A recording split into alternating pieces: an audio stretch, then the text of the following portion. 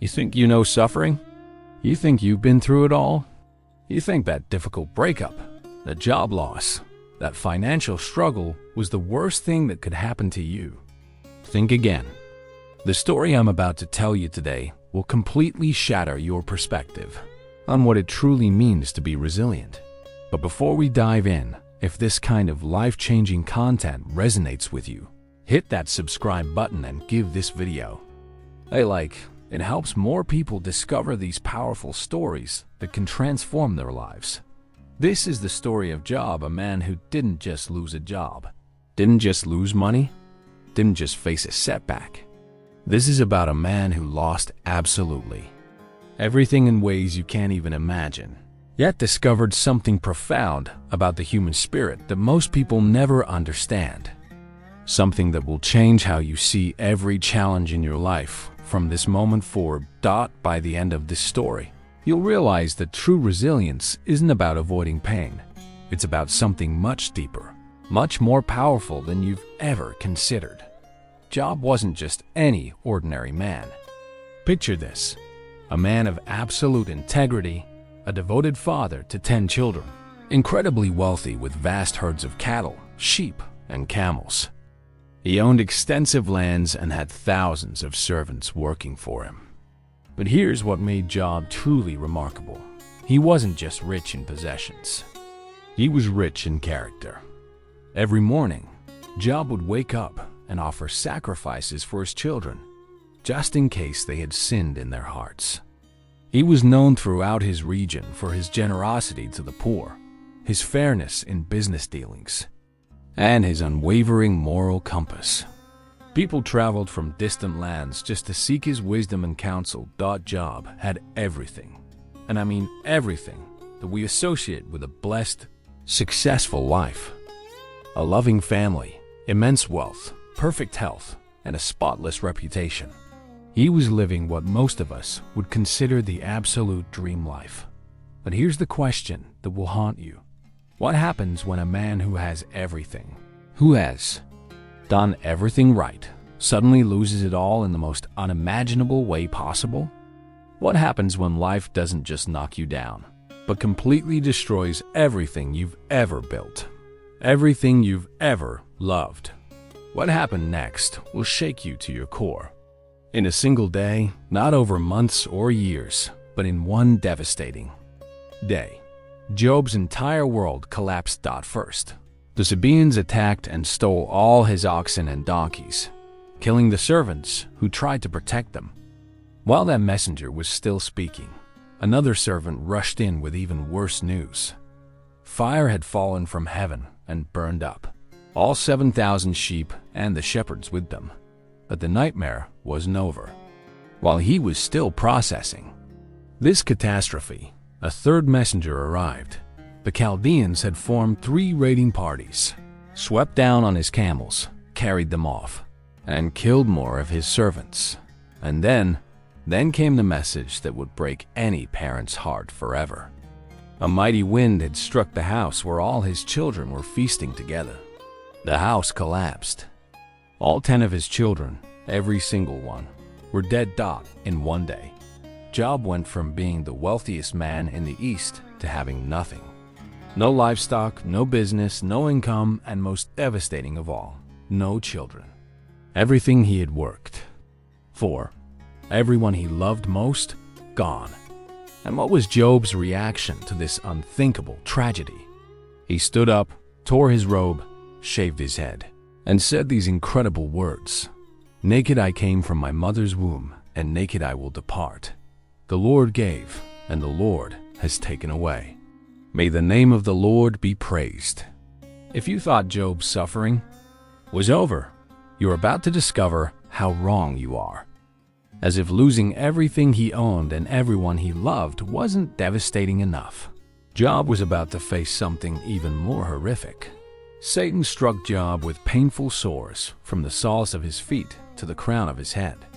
These weren't just minor skin irritations. These were agonizing, festering boils that covered his entire body. The pain was so excruciating that Job took a piece of broken pottery to scrape himself as he sat among the ashes, trying to find any relief from the constant torment. His appearance became so disfigured, so repulsive, that people couldn't even recognize him. He became a social outcast, forced to live outside the city walls. The man who once sat at the city gates as a respected leader was now sitting in a garbage dump, scraping his infected skin with broken pottery. And then came the final blow to his spirit. His own wife, the one person who should have stood by him through this nightmare, looked at him with disgust and said, "Are you still maintaining your integrity? Curse God and die." Even his life partner had given up on him. She saw no point in continuing this miserable existence. But listen to Job's response, even in this moment of complete physical agony and emotional abandonment. "You are talking like a foolish woman. Shall we accept good from God and not trouble?" This man was experiencing pain that would drive most people to complete despair, yet he refused to abandon his faith. Now, when Job's 3 friends heard about all the trouble that had come upon him, they set out from their homes and met together by agreement to go and sympathize with him and comfort him. Their names were Eliphaz, Bildad, and Zophar, and they were about to become Job's greatest source of additional pain. When they saw Job from a distance, they could barely recognize him. His appearance was so shocking that they began to weep aloud, tore their robes, and sprinkled dust on their heads. For 7 days and 7 nights, they sat on the ground with him without saying a word, because they could see how great his suffering was. But then they opened their mouths, and what came out wasn't comfort. It was condemnation. These so-called friends had a simple formula. If you're suffering, you must have sinned. If bad things are happening to you, it's because you've done something to deserve it. They insisted, over and over, that Job's suffering was the direct result of some hidden sin in his life. "Remember," said Eliphaz, "who that was innocent ever perished? Where were the upright cut off?" In other words, innocent people don't suffer like this, Job. You must have done something wrong. How many times do we do exactly this? How often do we look at someone going through terrible circumstances and immediately assume they somehow brought it on themselves? How quick are we to judge someone's pain, as if there's always a simple explanation, a clear cause and effect? Job's friends turned his darkest hour into an opportunity to lecture him about his supposed failures. They became his accusers when he needed advocates. And this is where Job's story becomes absolutely extraordinary. Faced with unimaginable loss, physical agony, and the cruel judgment of his friends, Job did something that many people consider forbidden. He questioned everything. Job cried out in anguish, "Why did I not perish at birth and die as I came from the womb?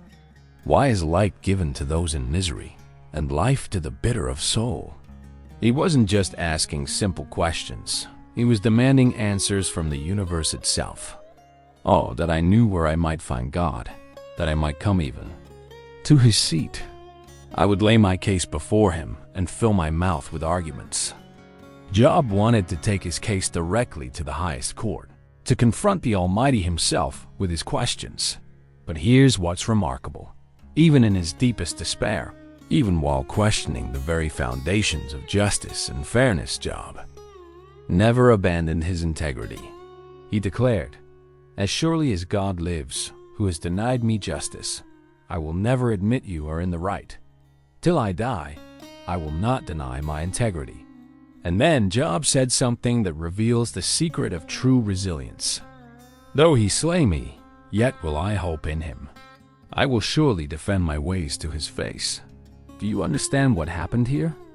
Job discovered that questioning isn't the opposite of faith. Sometimes it's the most honest expression of it. He wasn't cursing God. He was wrestling with God. He wasn't giving up. He was refusing to accept easy answers to impossible questions. This is what real faith looks like when it's tested by fire. It doesn't pretend everything is fine. It doesn't smile through the pain and act like suffering doesn't matter. Real faith asks the hard questions, demands real answers, and refuses to be satisfied with religious platitudes. After chapters and chapters of Job's cries, his friends' accusations, and his desperate search for answers, something incredible happened. God himself spoke. But he didn't speak in a gentle whisper. He answered Job out of the storm, out of the whirlwind. And what God said wasn't what anyone expected. Instead of giving Job the answers he was demanding, God confronted him with questions that shook him to his very core. Where were you when I laid the earth's foundation? Tell me, if you understand, who marked off its dimensions? Surely you know. Have you ever given orders to the morning or shown the dawn its place? Have you journeyed to the springs of the sea or walked in the recesses of the deep? Have the gates of death been shown to you? God didn't explain Job's suffering. He didn't justify the tragedies. He didn't even apologize. Instead, he expanded Job's vision to encompass the vast, incomprehensible complexity of existence itself. Can you bind the chains of the Pleiades? Can you loosen Orion's belt? Do you know the laws of the heavens? Can you set up God's dominion over the earth? What was God doing here? He was revealing something profound, that the universe operates on a scale so magnificent, so intricate, so beyond human comprehension, that our finite minds simply cannot grasp the full picture of how everything works together. God was essentially saying, Job, you're asking me to explain the mysteries of existence to a mind that can't even understand how the stars stay in their courses. You're demanding answers to questions that require a perspective you simply don't possess. This wasn't cruelty. This was an invitation to humility, to trust, to a deeper kind of understanding that goes beyond explanation. And then something extraordinary happened to Job. Something that reveals the deepest secret of human resilience and spiritual growth. Job's response wasn't anger or rebellion. It wasn't even confusion. Instead, he experienced what can only be described as a complete transformation of perspective. He said these life-changing words, I know that you can do all things. No purpose of yours can be thwarted. You asked, who is this that obscures my plans without knowledge? Surely I spoke of things I did not understand, things too wonderful for me to know. But here's the most powerful part. Job said, my ears had heard of you, but now my eyes have seen you. Therefore I despise myself and repent in dust and ashes. Do you understand what happened here? Job wasn't saying he had been wrong to question, wrong to cry out, wrong to demand answers. He was saying something far more profound. He had moved from knowing about God to actually encountering God, from second-hand knowledge to first-hand experience. Before his suffering, Job knew God the way you know about a famous person you've never met, through stories, through reputation, through what others had told him. But through his ordeal, through his questioning, through his refusal to accept easy answers, Job had come face to face with the living reality of the divine. The suffering didn't give him answers. It gave him something infinitely more valuable. It gave him a revelation. It gave him the peace that comes not from understanding everything, but from trusting in something greater than understanding itself. This is the secret that most people never discover. True resilience doesn't come from having all the answers. It comes from developing the capacity to trust even when you don't understand, to hope even when you can't see the way forward. After Job's encounter with God, after his transformation of heart and perspective, something beautiful happened. The Lord restored Job's fortunes, but not just to what they were before. He gave him twice as much as he had previously owned. Job received 14,000 sheep, 6,000 camels, 1,000 yoke of oxen, and 1,000 donkeys. All his brothers and sisters and everyone who had known him before came and ate with him in his house. They comforted him and consoled him over all the trouble the Lord had brought on him, and each one gave him a piece of silver and a gold ring. God blessed the latter part of Job's life more than the former part. He lived 140 more years and saw his children and their children to the fourth generation. Job had 7 sons and 3 daughters again, and his daughters were considered the most beautiful women in all the land. But here's what's crucial to understand. The restoration wasn't the point of Job's story. The restoration was the result, not the goal. Job didn't endure his suffering because he knew he would be restored. He endured it because he discovered something far more valuable than material wealth or even family. He discovered an unshakable foundation for his soul. The man who emerged from this ordeal wasn't just richer than before. He was fundamentally different. He had been refined by fire, transformed by suffering, and strengthened by an encounter with the divine that changed him from the inside out. This is why Job's story is ultimately not about loss and recovery. It's about the kind of person suffering can create when we refuse to let it destroy us.